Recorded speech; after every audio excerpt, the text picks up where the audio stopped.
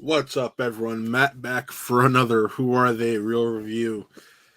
And today I'm here to talk to you about a movie that started off from a reboot, a rebootquel, if you will, that was so promising. Then we had a very, very sus sequel to that rebootquel. That is none other than Jurassic World Dominion. Okay, so I'm one of the few defenders of the first Jurassic World. I enjoy the idea of let's basically do the first film, but the park's open. Okay, very simple premise. Really dug it, had fun with it. I know a lot of people are very like on it, but I personally did enjoy it, and I enjoy being in this Jurassic world. Uh, However, when I was really looking forward to the second film, directed by Mr. J. Bayona, I was severely let down. So, coming into this third film, Jurassic World Dominion, I was keeping my expectations and my excitement kind of tempered and guarded. And I'm glad I did because if I hadn't, I would have been just as let down as I was with Fallen Kingdom. I will say this, however, has a few more redeeming qualities than Fallen Kingdom, and we'll get into that in a second. But overall, I I want to know what it is with rebootquels and their ability to start off strong and then just keep fading away. Because wow, this film definitely wishes or makes you wish you just stopped with Jurassic World.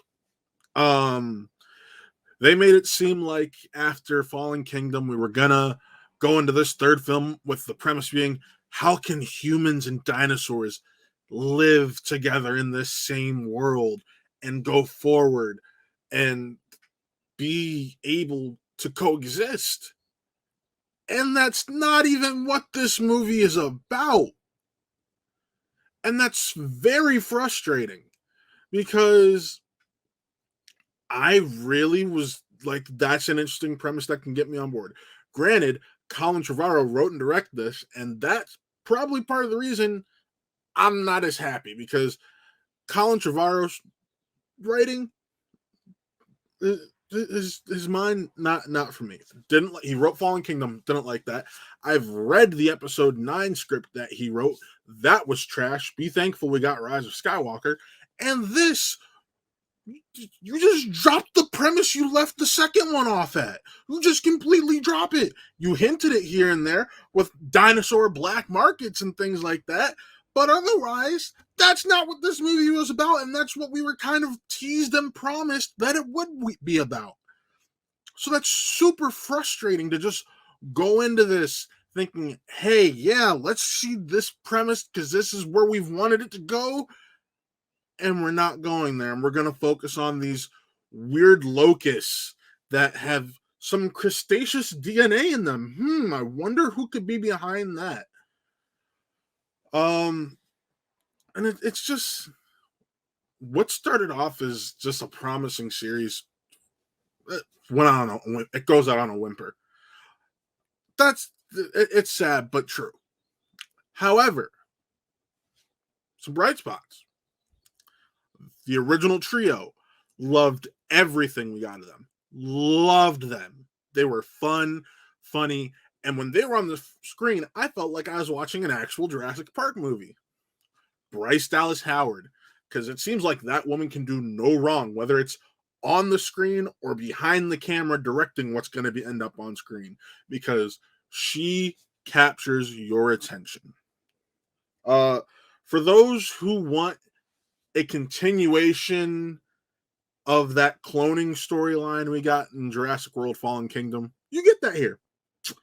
I actually dig where it went in this film compared to Fallen Kingdom, where it just made it seem like it was a straight up. No, they did something here that I thought was really interesting and is arguably a bit more ethical than what you think the creation of that young female clone is.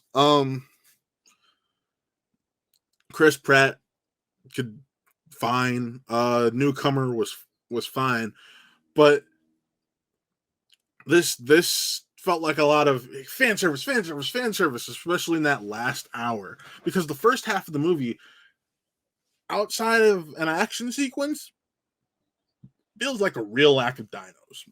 It feels like there's a point where we go about 20, 30 minutes without anything really dinosaur related. And it's like, huh, okay, for a Jurassic World movie from a continuation of the Jurassic Park franchise, that's a little bit weird. But okay.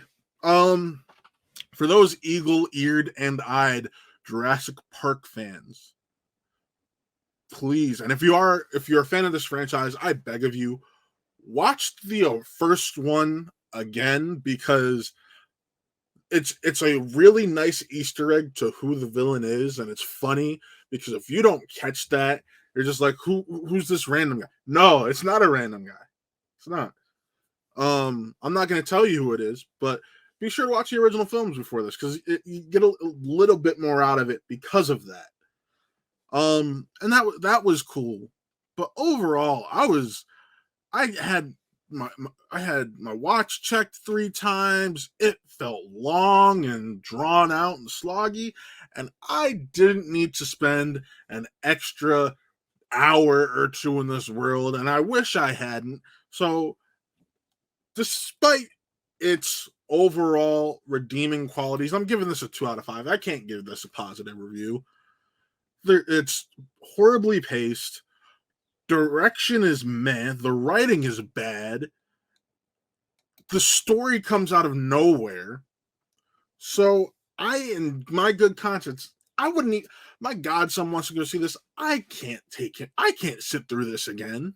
I really can't. Normally, I'd take him to something like this. No, not this time. I'll pay for him and his mom to go. Be like, have fun without me. I don't want to see this again. But with that being said, this was my Jurassic World Dominion review. Be sure to follow, subscribe, like, comment, all that fun stuff we do over here at Watt Real Entertainment. On Tuesday, I believe. I gotta check. But either Monday or Tuesday next week, my Lightyear review is going to drop. So be sure to check that out, because I have a lot of things to say about that. And it's going to be an interesting one.